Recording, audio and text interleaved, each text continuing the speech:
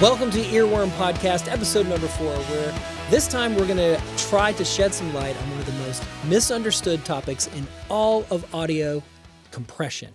We're also going to talk about ADSR, attack, decay, sustain, release.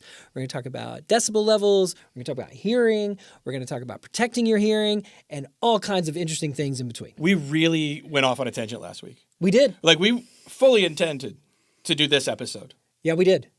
Didn't happen. No. You started talking about volcanoes and shrimp, and like, I got totally aroused, if you will.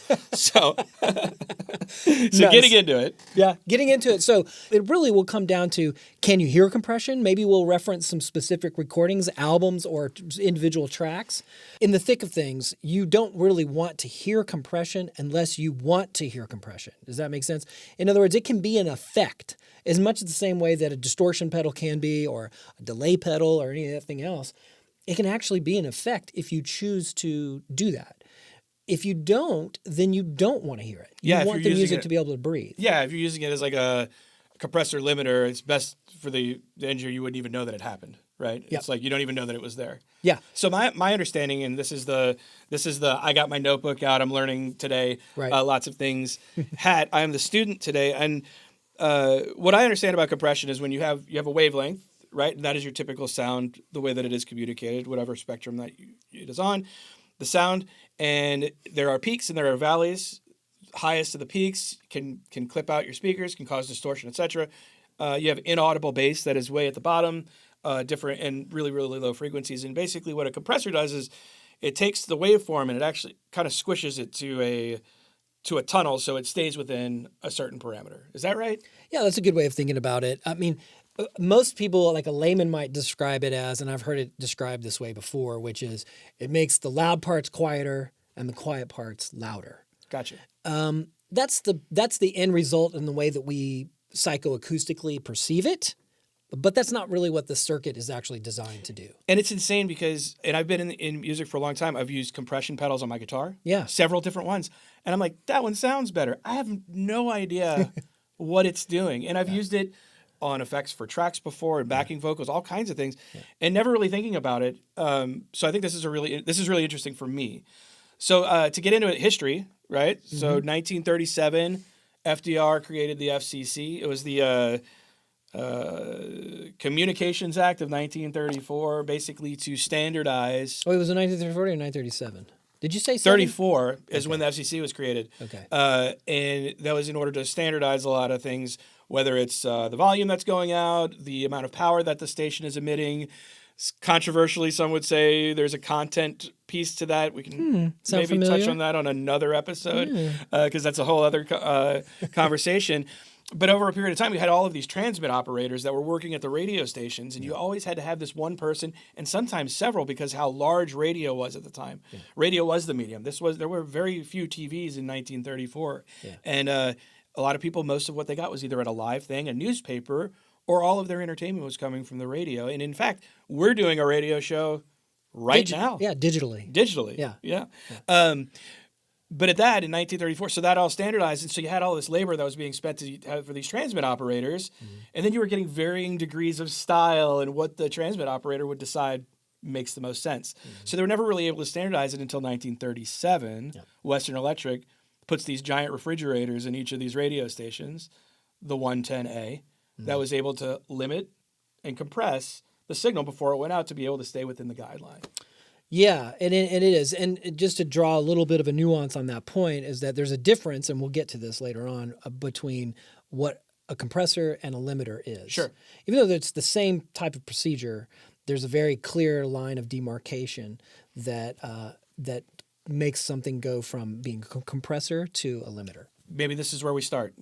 Okay, cool. So, yeah, when you think about early radio and you think about the broadcasting strength of the tower and the power that it could do, early radio, especially with Armstrong's invention of the Audion tube, which caused the tube to self-oscillate, and that's where you started to get frequency modulation from. So this is Edwin Armstrong is the real inventor of that. Okay. Even though DeForest basically drove Armstrong to suicide. And if you've never seen the documentary Empires of the Air, it is absolutely fascinating journey and will just make you weep and also jump up and down in joy.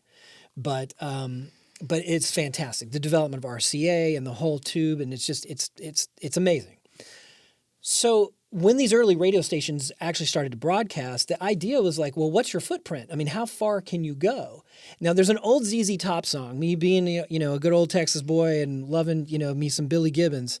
They had a song called I Heard It on the X. Well, the X was a radio station that was south of Laredo. And it was across the border in Mexico, but it could literally broadcast. It was so strong that it was hitting Pennsylvania. It was hitting almost the entire length of the eastern seaboard. It was that strong. Wow. And so, WSM here in Nashville, just a few miles away from where we are now, that's still a working tower. And so how do you limit the broadcasting, particularly when there's only so much bandwidth?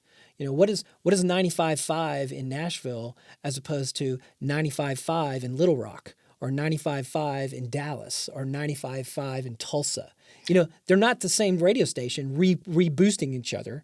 There are totally different formatted stations. And this is the day when, if you owned a radio station, it was a private enterprise. Sure. It wasn't totally, we don't have it like it is now where it's a giant fucking monolith and you have, Clear Channel and you have these giant corporations that are programming everything. Right. Well, you think about, I think this is a really interesting, and this could be another episode on itself, is prior to the FCC, when you had different varying degrees of radio frequency power that were going out, helped develop genres of music. Reggae came from 8:70 a.m. in New Orleans getting blasted across the Caribbean. Yeah. It's, rock and roll became what it was because blues was reaching places that you never would have thought of. And, limiting that, and I know that's a totally different conversation, but I think that it's all relative to the strength of the radio station, how powerful it was, and then what happens when you limit the space it can cover. So. Yeah, you did, And you had pirate radio and everything else that didn't want to take out an FCC license because you had to have a license to broadcast.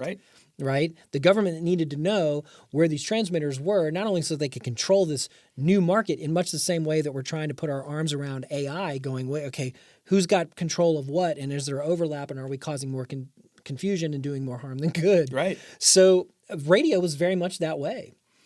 Pre-television, you got to put your sort of time travel mind on and just sort of watch this in your mind's eye for a minute and think about what was life like before moving pictures. Right. And then, what the development of the limiting and compressing once you started broadcasting television. Yeah. Because not only did you have... No, it's a whole different thing. You had the audio that was involved with that as well. So then you had music and big band and all the dynamics. Yeah. So. And there was certainly obviously moving pictures during the time of radio, but we didn't have broadcast national television where you had these networks at the time, which were, Mutual of Omaha had its own network, just like ABC, CBS. It was about right that time, like right when the dawn of World War II, right? Because you had, broadcast news. So, yes. Yeah, exactly. So, and how all this starts to work, getting back to what does this have to do with compression? I know. Aren't they supposed to be talking about it's compression? a fun radio show.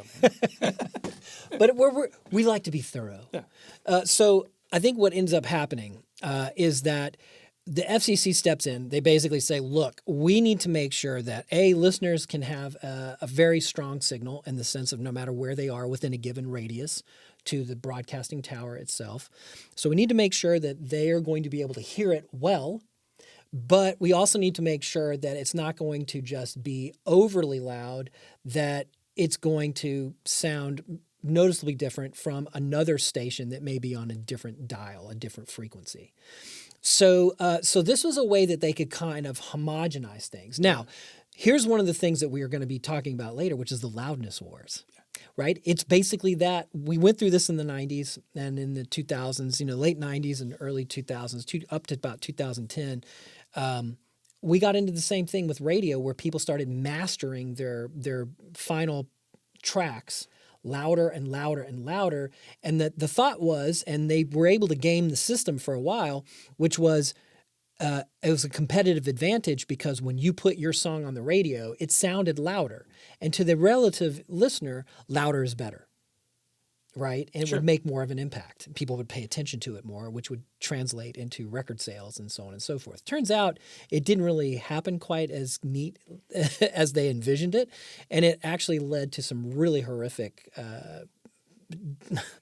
just butchering of great records. Yeah, you get to a point where there's diminishing returns. The louder it gets, and then it starts getting painful to listen to. Yeah, or just or it's clipping, or it's distorted, or it sounds flat. Like there's, I've noticed some of those records that are trying to be really loud have this air that feels like it's above it that you can't really get rid of. Mm-hmm. So it's like you hit that loudness point, and then now it's just hurts.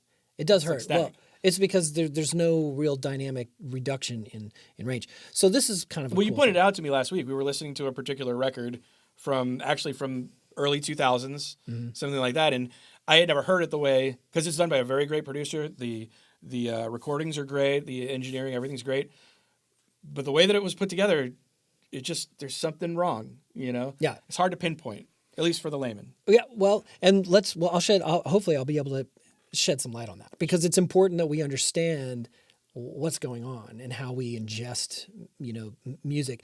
I'll tell you what it's like. If you're not sure what we're talking about and you're like, what the hell are they doing? Think of it this way, visually. It would be like, instead of you having natural light in a movie, right? Barry Lyndon, Kubrick, right? That entire, have you ever seen that movie, Barry Lyndon? No. It's all filmed in natural light. They used no artificial lights. Interesting. So when you saw candlelight, it was literally the candlelight that was lighting the room. Or they only used outside ambient lighting. It was a wonderful masterclass on how to use natural lighting as opposed to faux lighting.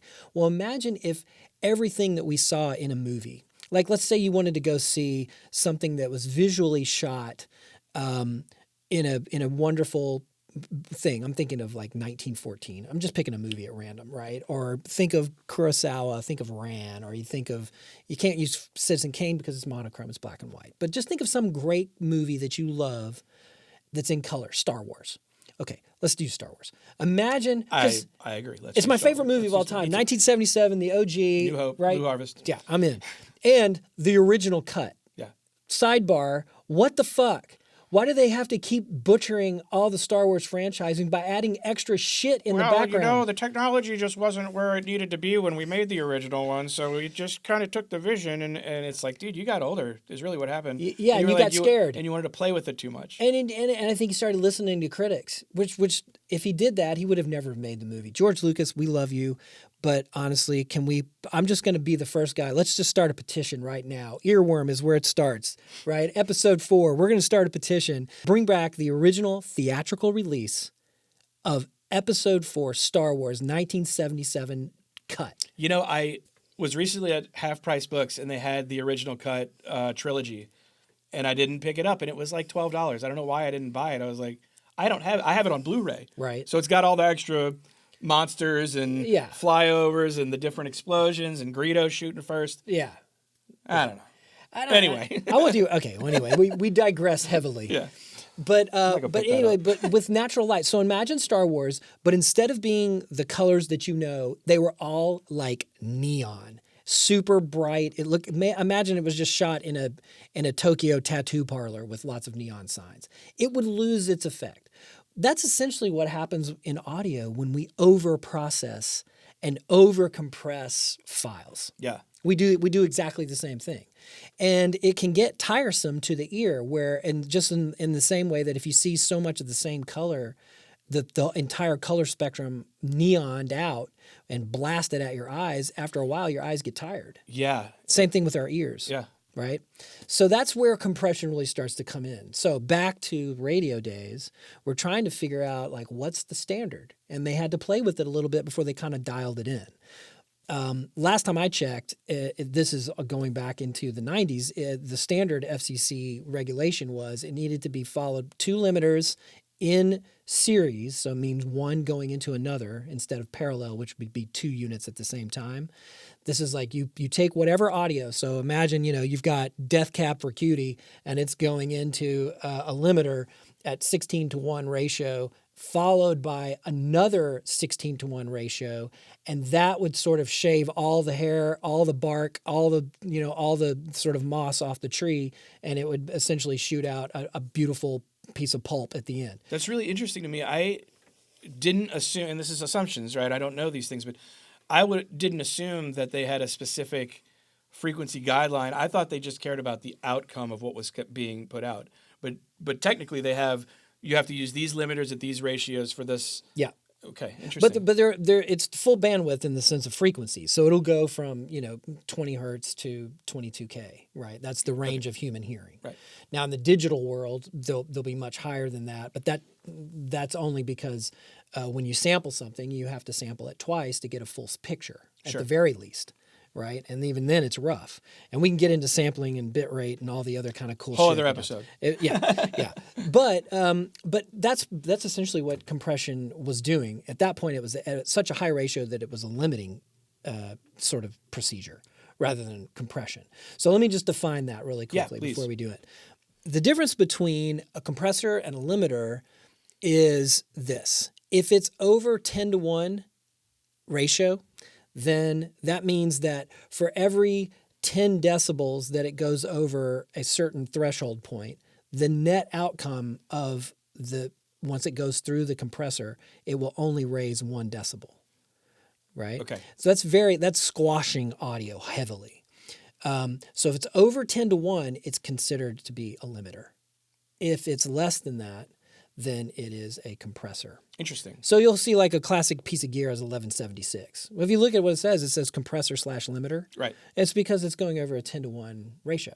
So if it's a 2-to-1 ratio, then that means that once a threshold is passed, and we'll get to this in a minute, but if it goes over a certain point, and it's over it's by 2 decibels, it will come out by only reducing it by 1 decibel. So that's got a lot of dynamic range. So basically what you need to remember, folks, is that the higher the ratio, the more squashing of the audio, to put it in just sort of a simple term, right? In other words, there's not going to be a lot of dynamic range if you're doing a 16-to-1 or a 20-to-1 or an infinity-to-1. Some compressors can be set to that high of a ratio, which basically means that it's just squashing everything. Right. Everything. Cramming everything into this little dynamic range. And and effectively, what does that do to the signal when you hear it?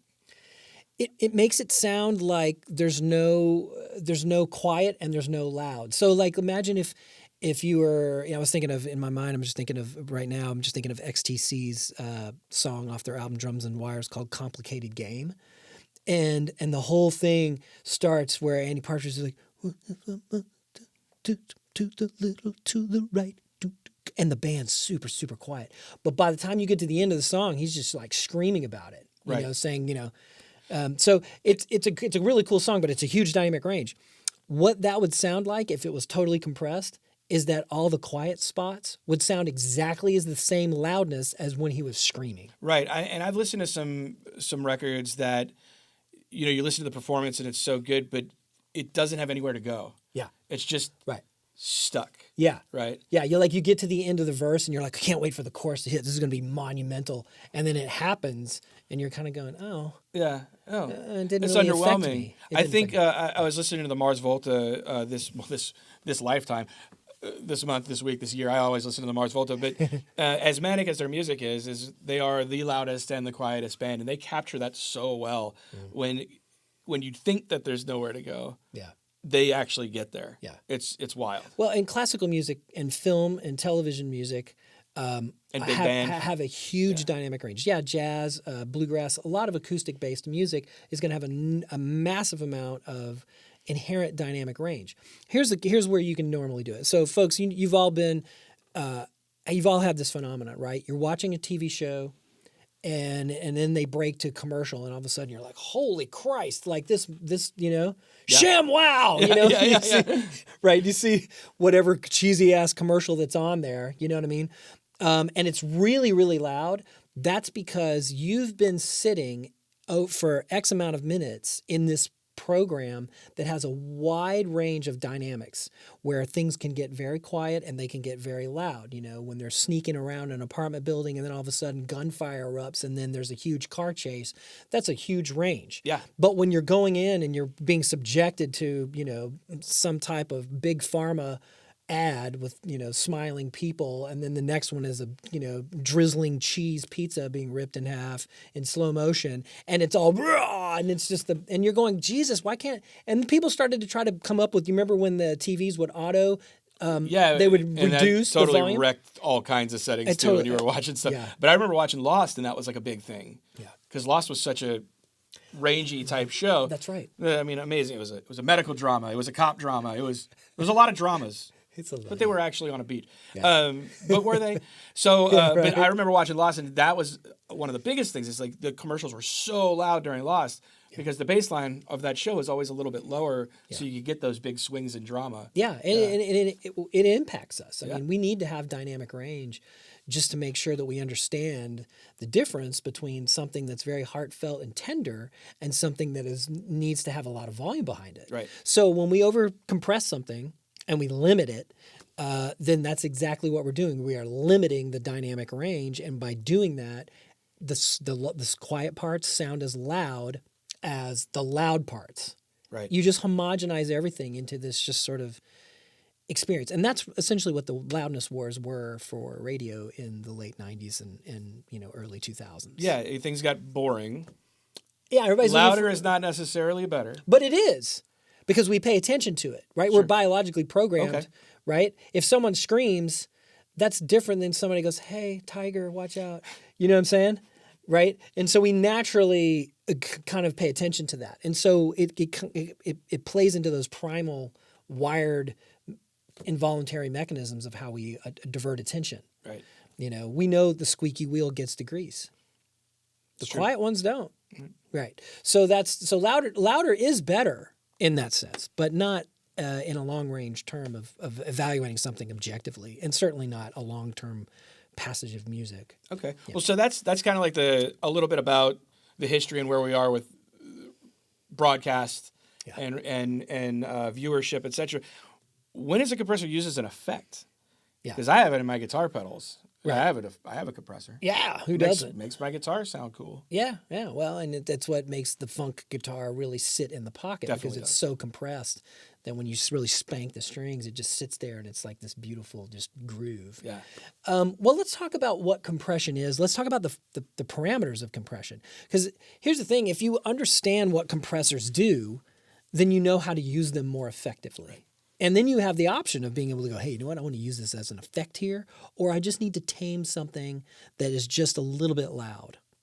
That's kind of a cool thing. Yeah. Okay. So there are 5 parameters of compression. And yes, get the notebooks out, right. Ladies and gentlemen. Hey man, this is a masterclass. I've given a lot of these. Of course. You can look at my videos that I've done on Premier Guitar with my monthly column in Recording Dojo, or you can go to Inside Blackbird and see my whole entire masterclass on compression, and it gets way down into the weeds on that. But if you're an audio engineer, that might be something useful. If you're just a music lover, this is still kind of fun stuff to know. Sure, Because yeah. then you can start speaking, the sort of like technicalese with the audio engineers and, see how much they know. And it's kind of a fun thing. Yeah. So I amaze love your that, friends, yeah. impress your neighbors. That kind of thing. Okay, so there's 5 parameters.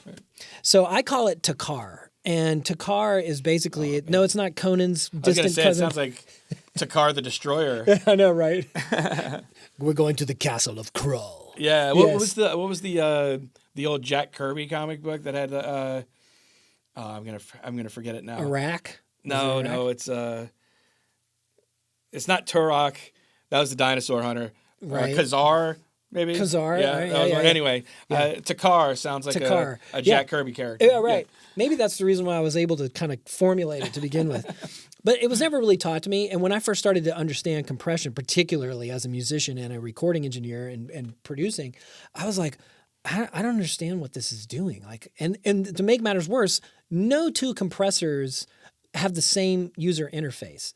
So imagine like you got a car, but they weren't the steering wheel wasn't in the normal place, nor was the gas or the brake pedal. Sometimes it's in the trunk, sometimes it's the front of the car. You know what I mean? Like literally you can get spun around backwards in a lot of easy ways. Okay, so 5 parameters. Yeah. 5 parameters are TAKAR. TKARR. Now, that's our cool comic book hero, name, TAKAR. So what does it do? Okay, well, I've basically outlined it in the way that a compressor works. So when a audio signal goes into a compressor, it has to go through these 5 stages, and this is the order that it works in. Yeah. Is T threshold? T is threshold. All right. Yes, correct. Yeah. Okay. So let me tell you what the words are to go along with the acronym. So T, threshold, as correctly surmised by Sir Patrick. Attack. And no, well, you have K next. Oh yeah, it's a car, So not TAKAR. right. So T, the K is knee, and I'll explain what a knee is in a minute. Okay. KNEE. Yeah, just like your and then Just like the joint. Then the A, which would stand for Attack. Yeah, right on. And then you next have a. We've mentioned it before when we talk about 16:1 or 10:1. Ratio? Yes, ratio. Okay, so ratio's next.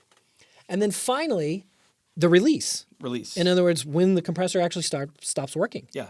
Right? Okay, so I remember teaching this at Blackbird to the students there in the academy, and they were having a hard time with it. And I said, okay, here's the way I want you to think about it. And for some reason, I made it up on the fly, and it worked. Like everybody remembered it. And they're like, that was the coolest way. It's never been explained. I don't know if anyone else will have the same experience, but I'd offer this for your adjudication. So this would be, if you want to know what the threshold is, I want you to think of it like this. The Oscars just happened, right? Right. So let's for a minute, let's just think about, or it happened, a little while ago, but fairly recently.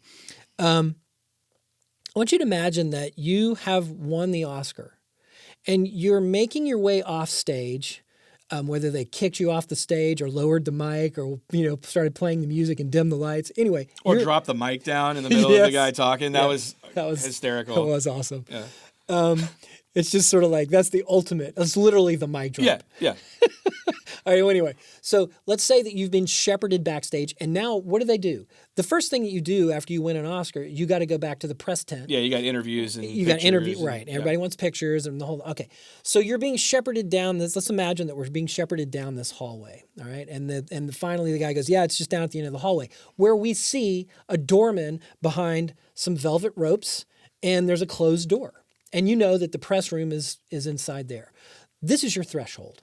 So you now are the metaphorical audio signal, the Oscar-winning audio signal that is trying to get through the threshold into whatever's going on in this room. Okay. Which turns out the knee, the attack, the ratio, and the release is on the other side of this door. Okay. And Kevin Hart.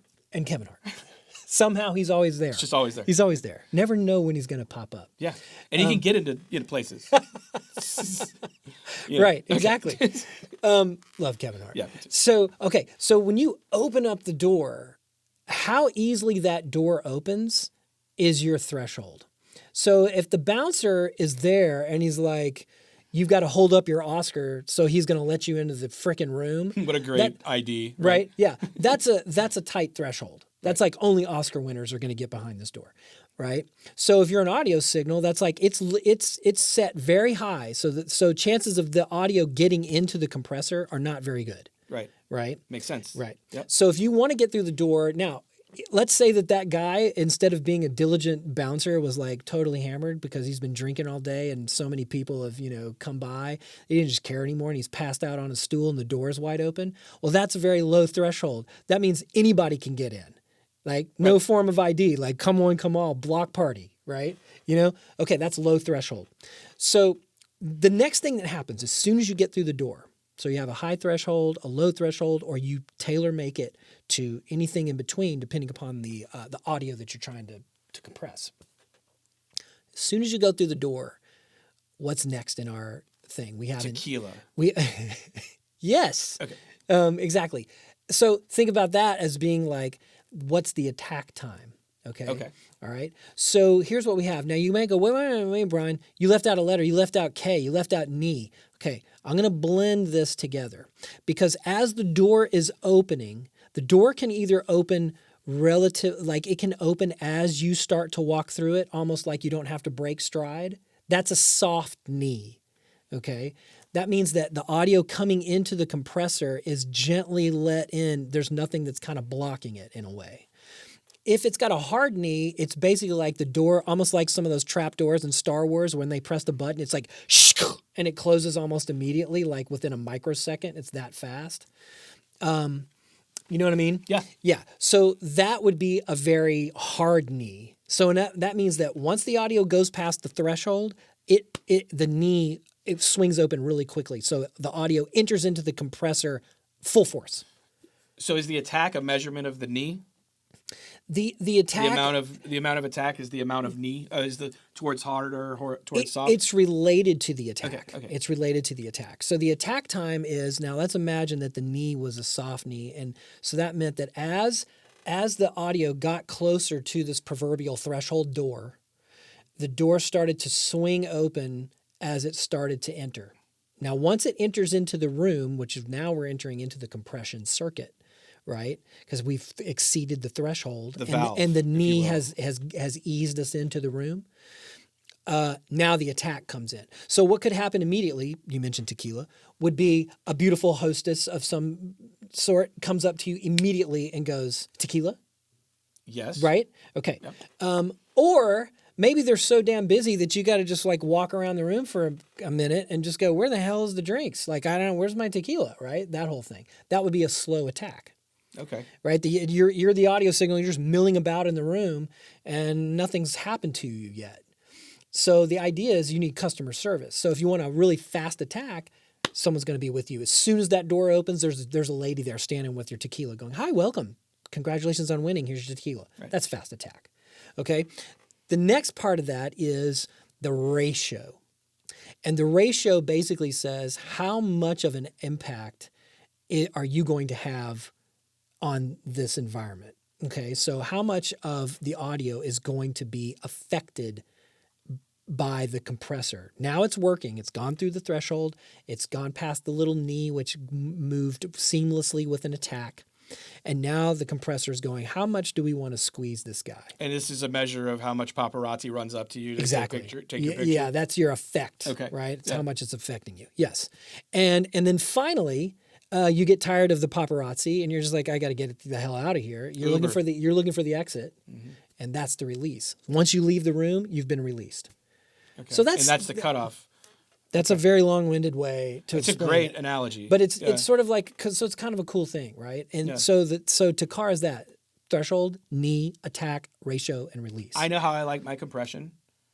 Kevin Hart, easy entry, fast tequila, get the hell out of there. There you go. Yeah. So okay. So if in that setting, medium paparazzi. I don't need the full medium Leo. flash, right? Yeah. They ask for permission. May we take your picture? Yeah. So like, but like you do that, and so that setting of the compressor at that point. Is how that audio is being treated. Well, not audio. All audio needs to be treated the same way. Like a drum set, if you're trying to compress a snare because your drummer, you got Travis Barker on the kit, and he's whacking on that snare drum because he plays really hard and loud, and he's a great drummer. But you may, if you're in Bill Withers and and it's Grandma's Hands or Ain't No Sunshine, and you're hearing. And you watch how lightly they play. All the great funk records, by the way, ladies and gentlemen, nobody was playing hard. No. Everybody's playing super tasty, right? So even Zigaboo Modaliste. Oh, dude, there's so many. He was playing like Ringo Starr, and you don't even realize it. Yeah. Well, I mean, you just think about even like Big Payback from James Brown. Yeah. That's an angry, skanky ass tune. I love that. That's got such a just dirty juju on that. But like, it's our next album, Dirty Dude Juju. It's got some TAKAR on it. Yeah, it's got some TAKAR on it. No, well, that's the thing, but nobody's really playing that loud. Right. Okay, so you wouldn't want to compress your vocals in the same way that you want to compress your guitar. That's or your bass, the question I was bass. getting to. I guess that's kind of the next part of the conversation is how is it used on different pieces of recording as opposed to just the overall mix or the overall effects that you're compressing. So that was definitely a big part. And I keep asking that because, again, I have a compressor on my guitar pedal, on my guitar pedal board. I don't really know how it works, but I know what it does when the knobs get turned. Yeah. Yeah. So. Okay. So two things. One, we remember how I was saying you can get easily turned around in compressor land because they're all designed differently. Well, here's the weird thing that leads to this confusion. A lot of times when you look at a compressor and you're starting to try to figure out how it's designed, the circuit may not give you access to all 5 controls. At once. In other words, Or ever, at all. ever. Okay. Like you just don't have it. So you might get the K in the second R? Yeah, like for example, you typically will set a threshold. That's pretty much universal in almost every compressor, regardless of decade and maker. Sure. But you don't, chances are, depending upon how the circuit's designed, which could be an optical circuit, it could be a dual bridge Zener diode, it could be totally tube-based, it could be solid state, which can work in microseconds. There's all kinds of different compressor designs. No one is better than the other. They just do different things. We have our favorites. We have our favorites. We have our favorites. I got it. You know what I mean? Yeah. It's like, all right. So, but so yes, you're right. And in that sense, it's the wizard, not the wand, right? It's how you use the compressor that makes it so cool.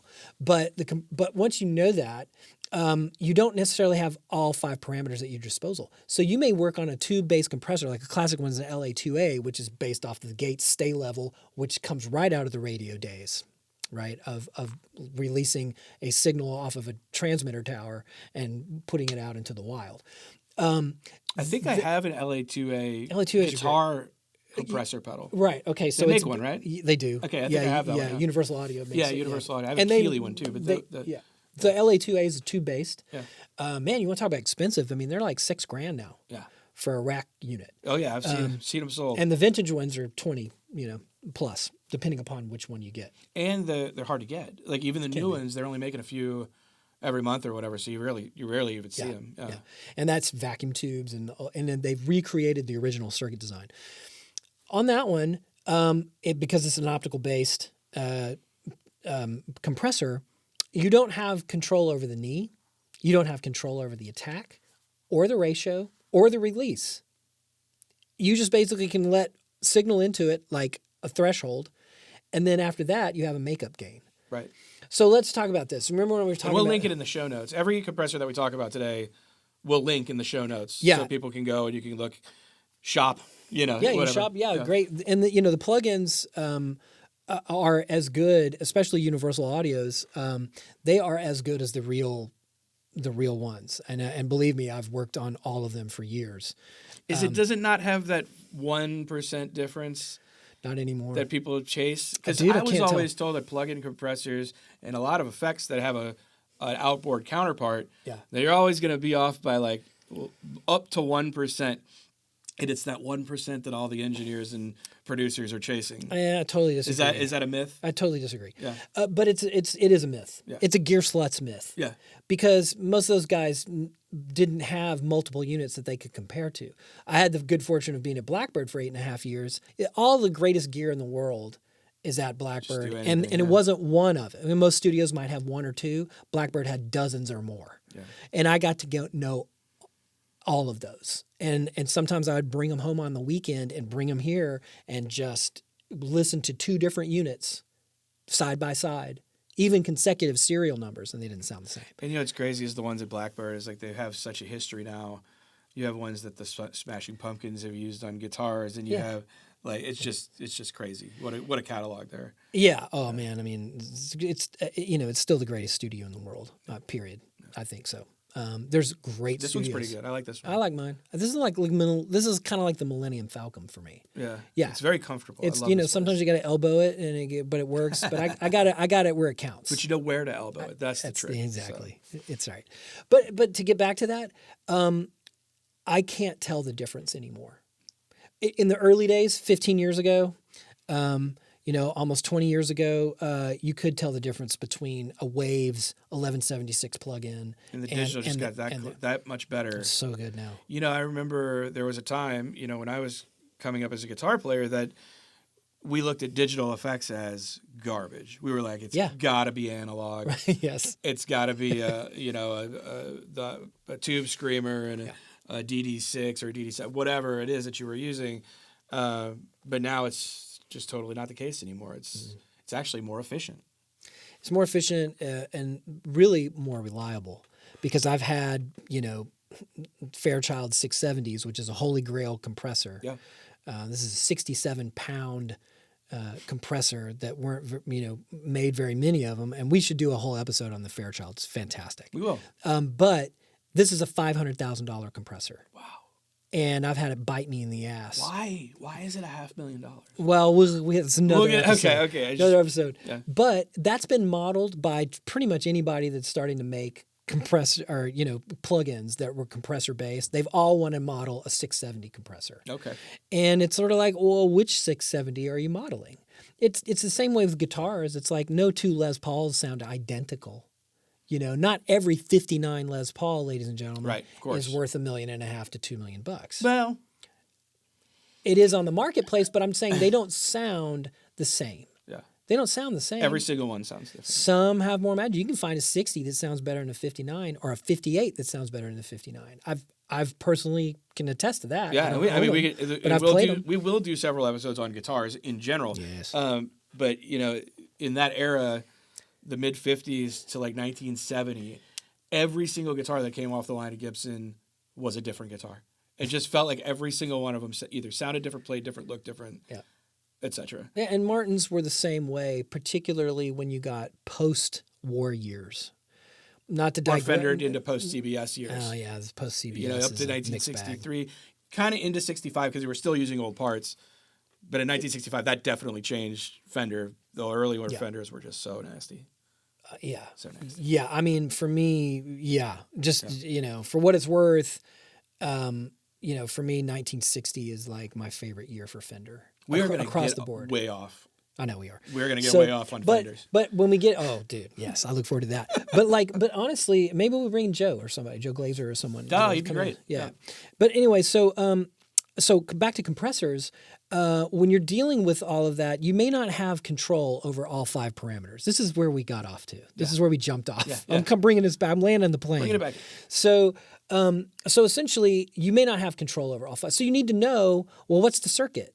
What am I dealing with? What do I have control of? So because of that, if you don't have control over the attack and the ratio and the release times, and you're using a slow optical based compression type of circuit, drums are probably not going to be a good choice for you. You need something that's going to be able to interact much more quickly. Now, that brings us to what we talked about at the beginning of the show that we said we were going to talk about, which is this. And it's totally related to compression, which is ADSR, attack, decay, sustain, and release. Now, these are not parameters of compression per se. This is what happens to any source of audio that exists on planet Earth, right?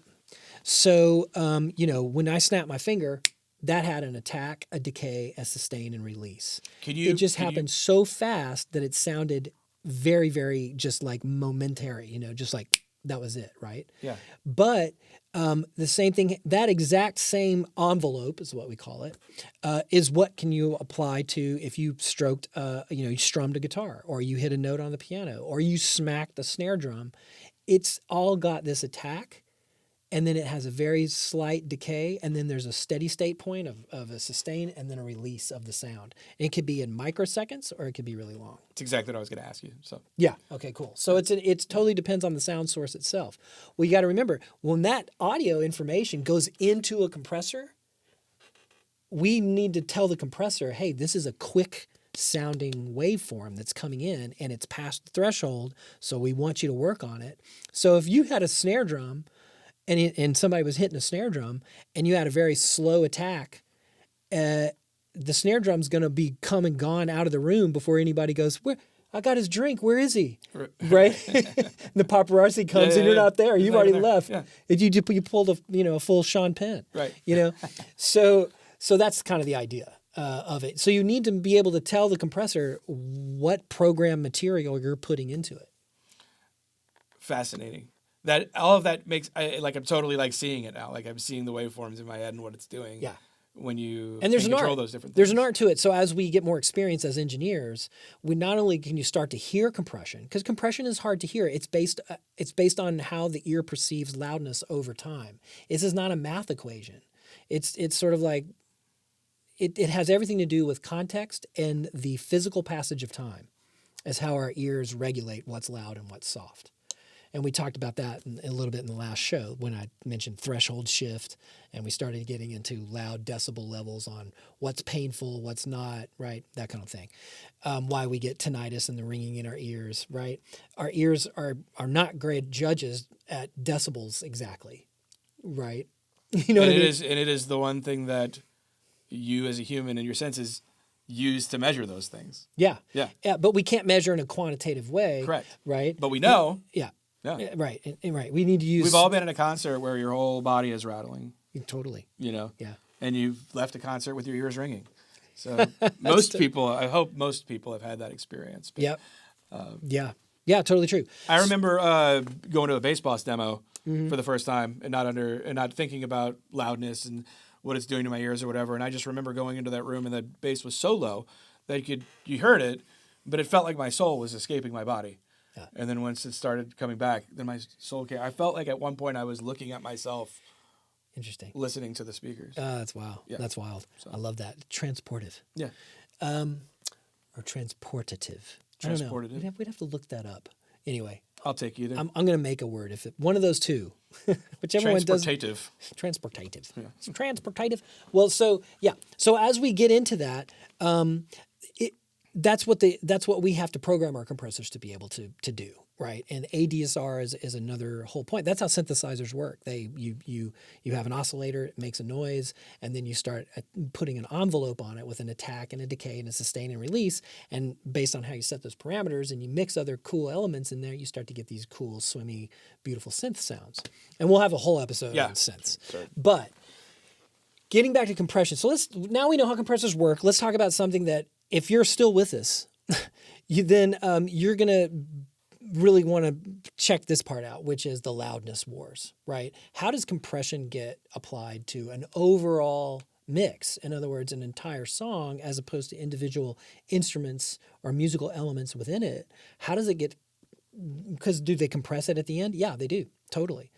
And it got to the point where if you look at, if any of you have ever done this, where you drag in a file, an audio that you own, audio file that you own, say it's a Doobie Brothers tune, like maybe minute by minute, all right? And then you bring in a Blink-182 song, or you bring in, God forbid, one of the tracks off of Death Magnetic from Metallica.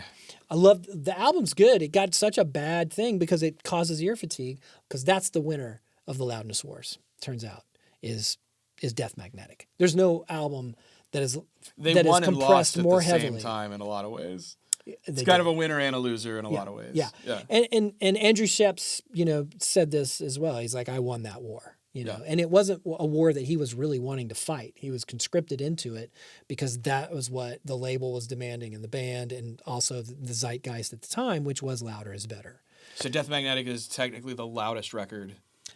There's so much compression on that and limiting on that particular album that there is intersample modulation happening, and that is insanity. Yeah. So this was digital limiting gone crazy. Wow. Yeah. So So that was the moment where it's a good album. Like collectively, the entire engineering and producing community said, "Guys, enough. We got to back off a little bit." Yeah, it's starting to sound like everybody was running the flag up the flagpole, but no one was paying attention because they were getting away with it. And they're like, "No, and hold on, this Blink-182." I mean, Chris Lord-Alge was, as great as he is, he was a very central driver for that because his mixes were really, really loud and very compressed. This is all the Blink-182, Sum 41. The used record we listened to. Yeah, exactly. Yeah. I mean, you can just go back and look Chris Lord-Alge and you can see the fantastic records that he's done. Yeah. But you'll also be in for a loud ride. Well, there's a very interesting intersection there in the timeline, right? Because about then is when record sales were starting to really sharply decline, and the advent of streaming was maybe probably more of the peer-to-peer was starting to happen, and Apple Music was starting to kind of take over catalogs. Yeah. So is there any kind of association with that? I mean, is there... A little bit. Yeah. A little bit. Because everybody had to change the way they were engineering. People started changing the way they were engineering records, right? Yeah. Yeah, they did. And we went from mastering records in with analog gear and using loudness curves that were really meant for vinyl to moving over exclusively into digital. And when we got into digital, we started to realize that, hey, there's untapped headroom here. We can push it up to absolute zero, and not go over and not distort. This is what caused the loudness wars, which was us migrating from analog gear to digital gear, especially when it came time for mastering and limiting. And so they figured out, we can make our song 2.5 dBs louder than our competitor. And so then everybody started to push up against this absolute zero, but they couldn't go over, because if you got over, then you're going to run into problems. And this is sort of where Death Magnetic. And I think before they even understood, they were getting to that point. I remember the advent of the MP3, and they were trying to make the files as small as possible. Right. Yeah. And then so on top of all of that, you're further compressing just the entire track down, and so you were taking out pieces of songs that were inaudible anymore. Like you were listening to the MP3 and you were missing guitar parts. They were just disappeared. Well, or what ended up happening, or would be inaudible. Yeah, I think what ends up happening with the MP3, because if you guys have ever wondered about what's the difference between a waveform and an MP3 and MP4, and there's a lot of other formats that are out there, Ogg Vorbis and some of the others. What are these formats? What are they doing? Well, it's a compression way, but in this sense, we're talking about data compression, not audio compression. Right. And so when you're talking about data, what ends up happening is they started to figure out, this stemmed from obviously the film industry, because at the time they're making these DVDs and they're like, holy crap, our audio is taking up a significant portion and we need to reserve that for the visuals. And so they started to come up with these different sort of formats to be able to compress audio to the point where it felt like it was totally awesome and we couldn't tell the difference, but we shrank it. So an MP3 is 1/10 the size of a normal WAV file, right? Yeah. And you can hear it. I can hear it. I can definitely hear it. But most people don't, because they're listening on earbuds, they're listening in their car, and there's a lot of ambient noise around. They're not listening in critical listening environments. Well, that's the thing, is are we trying to find it, the difference like we are? Yeah, the regular listener is. Well, it's ironic, because here, you might spend $150,000 on making a record, and that's chump change compared to what it was in the 70s. But you spend $150K, that is a major amount of money in today's market to spend on a record. And you might want to record to tape. You might want to use, analog consoles like we have behind us, or whatever. And then you get it all done. You get it mastered on great gear. And then what happens next is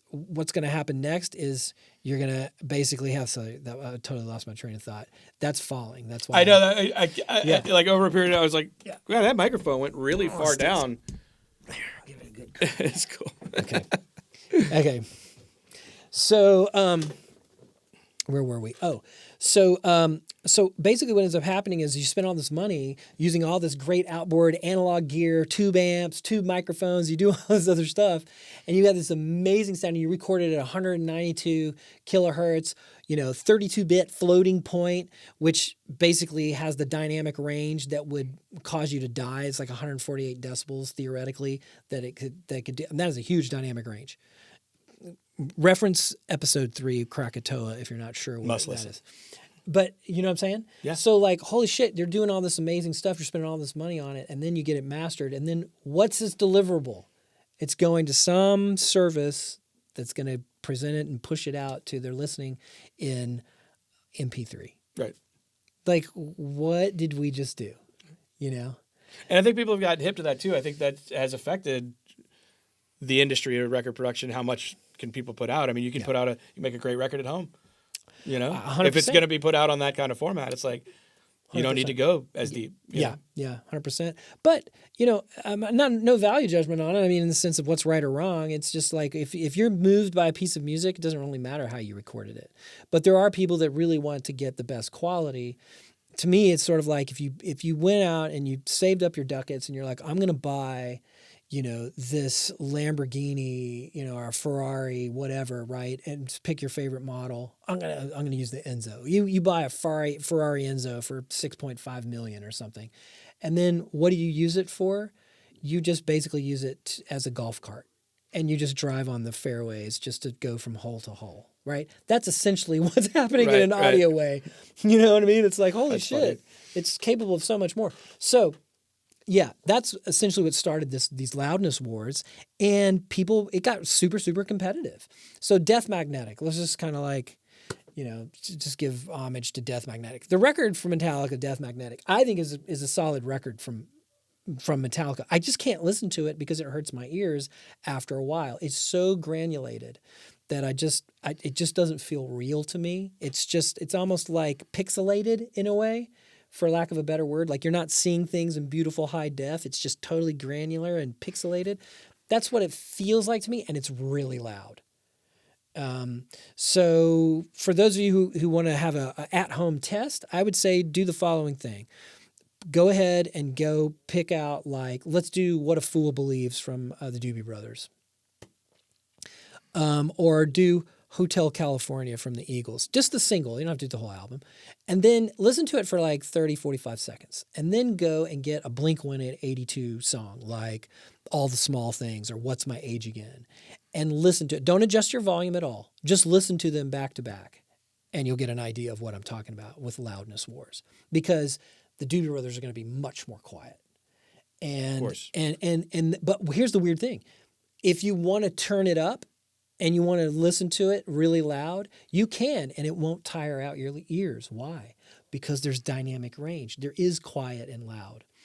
When you try to do the same thing and you turn up a Blink-182 record, you're going to get tired after about 2 or 3 songs. Your ears are going to be like, wow, man, I'm just feeling a little tired in my ears. And I've noticed that before. I never really knew why, and now I do. That's it. Yeah. Yeah. Maybe we should take a listen to some of the Death Magnetic record. Okay. All right. Yeah. So really, it's been an interesting episode. I've learned a lot. I have a lot of notes about compression, limiting.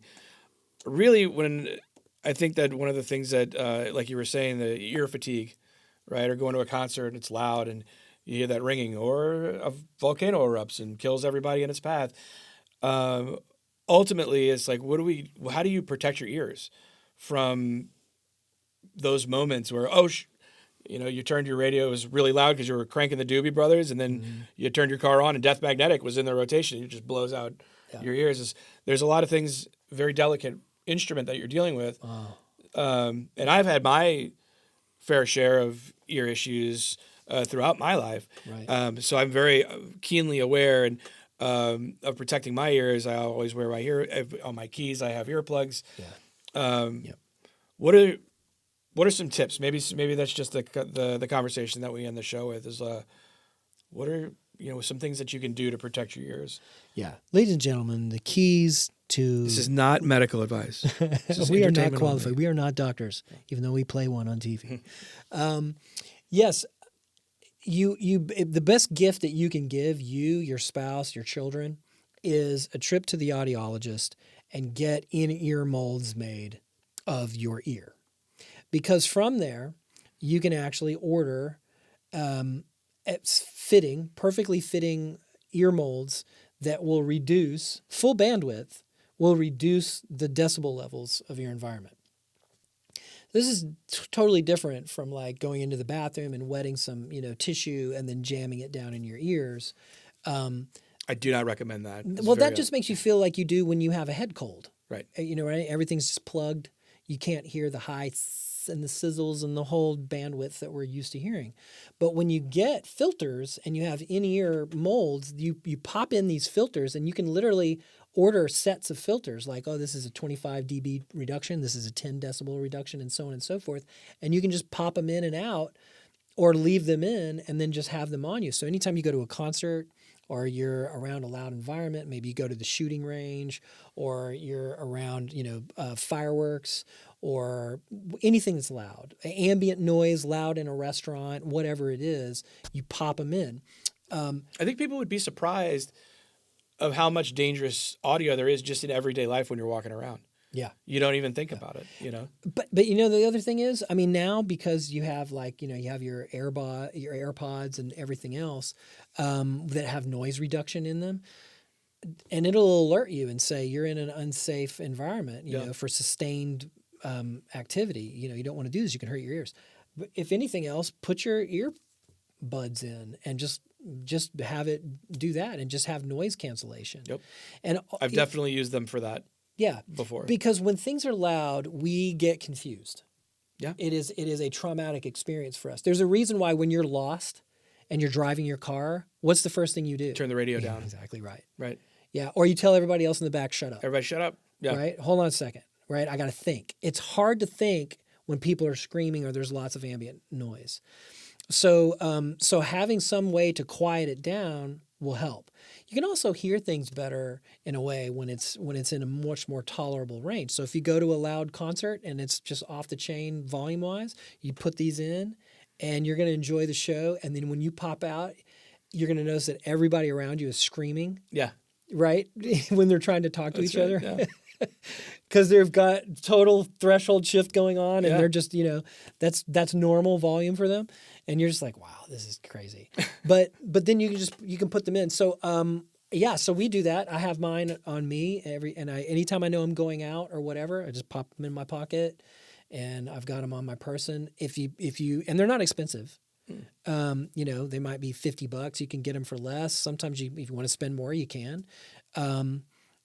But you can also just keep them in your car or your work vehicle. If you're around something that constantly subjects you to something loud, you work construction or you do something along those lines, you just keep them in your car or hang them from your mirror, whatever. And then every day you go to work, boom, put your earplugs in, you're ready to rock and roll. And you're not plugging your ears, so it's not like people can't talk to you. It's just going to reduce everything down to a normal volume. It'll help your stress level, and it will also help your concentration. Yeah. You're born with it. You can lose it. Yes. And it's very hard to fix. Yeah. Like it's one of those things that once it's gone, it's kind of gone. There's not a lot of things that can give it back to you. That's right. The inner working of the ear, and this would be a good subject for a podcast too, was just like bring in an audiologist and have them talk about, audio health and in the sense of hearing health and how you can protect it. But what's going on inside your little tiny ears is so miraculous. And just like the eyeball is. I mean, there's so many things about our bodies that are so fascinating. But yeah, the hammer and the stirrup and the anvil and the inner part of the cochlea and the cilia that, the little tiny hairs that stand on end, like when you get goosebumps. And when you blast through that, it's like scalping the Brazilian rainforest. It's just you go in and clear cut it. Those trees don't grow back. And that hair inside your ear, not talking about the outside of your ear when you get hair on the outside. Right. We're talking about the inner ear. That little bit right there is it doesn't grow back. And when those go away, you start getting tinnitus or tinnitus, however you want to say it, tomato.